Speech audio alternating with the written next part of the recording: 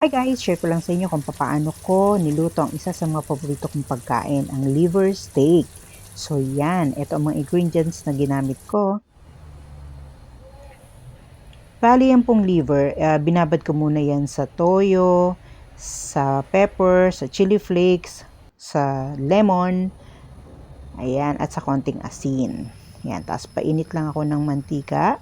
Tapos piniprito ko muna ang onion. Tapos yan, pabilog lang po ang cut, hindi panggisa ang cut na ginawa ko dyan. Tapos itatabi lang natin yan, pagkaprito, isusunod po natin iprito ang liver. So yan. So half cook lang po ang pagluluto niyan para hindi tumigas. Tapos sa the same na kawali, nilagay ko na ang luya. Tapos yung pinagbabara ng liver. So yan.